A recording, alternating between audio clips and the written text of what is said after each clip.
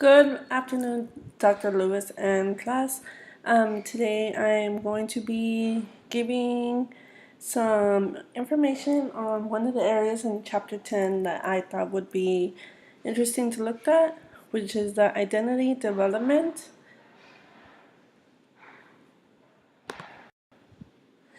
Eric Erikson, who founded the 8 stages of identity development, he was a German psychoanalyst heavily influenced by Sigmund Freud, explored three aspects of identity: the ego identity, which is the self; personal identity, the personal idiosyncrasies that distinguish a person from another; social cultural identity, the collection of social roles a person might play.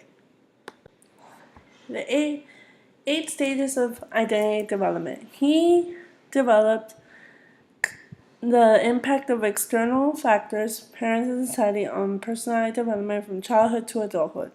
According to his theory, every person must pass through a series of 8 interrelated stages over an entire life cycle. And I will be going into more detail on the 8 stages of identity development. We first begin with basic trust versus mistrust. And this occurs between infancy from birth to 18 months. During the first or second years of life, the major emphasis is on the mother and father's nurturing ability and care for a child, especially in terms of visual contact and touch. The child will develop optimism, trust, confidence, and security if properly cared for and handled. If a child does not experience trust, he or she may develop an insecurity, worthlessness, and general mistrust to the world. And an example of this is feeding. For example, if you feed the child when the child's hungry, then they will trust you. If you don't do that when they need it, then they will mistrust you.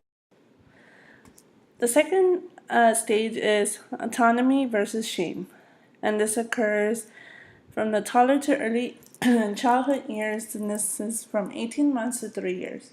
The second stage occurs between 18 months and 3 years. At this point, the child has an opportunity to build self-esteem and autonomy as he or she learns new skills and rights from wrong. The well-cared for child is sure of himself, carrying himself or herself with pride rather than shame. During this time, the terrible twos, defiance, temper tantrums, and stubbornness can also appear. And children at this stage tend to be vulnerable, sometimes feeling shame and low self-esteem during the inability to learn certain skills. And an example of this is toilet training. If they, accomplish this goal, and you show them that, the excitement of accomplishing it, then they will feel happy and their self-esteem will be high.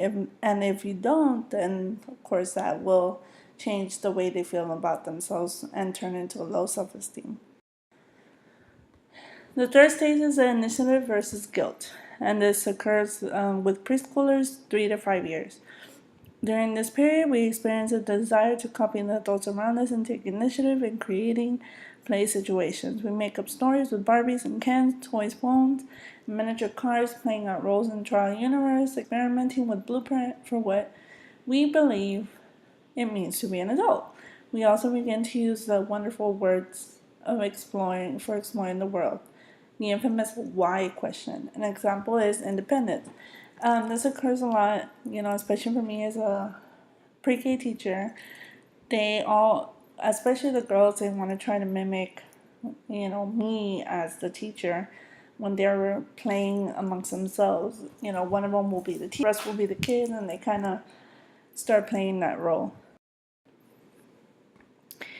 And the sixth stage is industry versus inferiority, and this is competence. And this occurs between school-age children 6 to 12 years. During this stage, often called latency, we are capable of learning, creating, and accomplishing numerous new skills and knowledge, thus developing a sense of industry.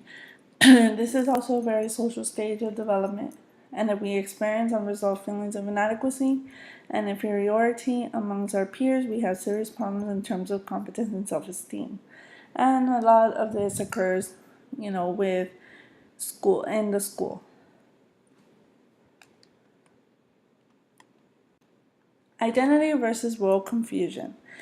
This stage, until this fifth stage, development depends on what is done to a person. At this point, development now depends primarily upon what a person does. An adolescent must struggle to discover and find his or her own identity, which while negotiating and struggling with social interactions and fitting in, and developing a sense of morality and right from wrong. And an example of this stage is peer relationships. Of course, relationships amongst themselves. The next stage, intimacy and solidarity versus isolation, and this is a love relationship, and this occurs between young adults 18 to 35. At the young adult stage, people tend to seek companions, hip, and love. Some also begin to settle down and start families, although seem to have been pushed back farther in recent years. And the next stage is the generativity versus self-absorption or stagnation stage. And this occurs between middle-aged adults 35 to 55 or 65. Career and work are the most important things at this stage, along with the family. Middle adulthood is also the time when people can take on greater responsibilities and control. For this stage, working to establish stability and Erickson's idea of general activity and attempting to produce something that makes a difference to society. Inactivity and meaninglessness are common fears during this stage. An example of this is parenting. Especially if you've never become a parent, this is something that you will face, in this stage. Turning the responsibilities, things change. Your lives change once you become a parent. And, you have a greater responsibility because, there is a child who is depending on you. And the last stage, the integrity versus despair, it's a late adult stage that occurs between the ages of 55 or 65 to death. Erickson believed that much of life is preparing for the middle adulthood stage, and the last stage involves much reflection. As older adults, some look back with a feeling of integrity, that is, contentment and fulfillment, having led a meaningful life and valuable contribution to society. And this, stage, you kind of, as a late adult, you go back and you reflect on, different things that have occurred in your life and realize, that was something that was a positive action or a negative action. And here we have a collage that I kind of made with all the different stages of Erickson's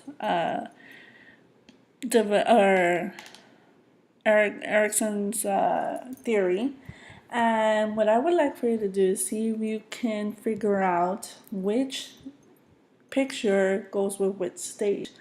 We start with the first one. Of course, some of them do have the answers, but I want to see if you can try to come up with the one, try to see if you can connect the picture with the stage. And also trying and I would also like you to reflect on your knowledge about these stages, and I want you to do, a KWL on what you know about it now, or what you have learned about it now, that I presented this to you.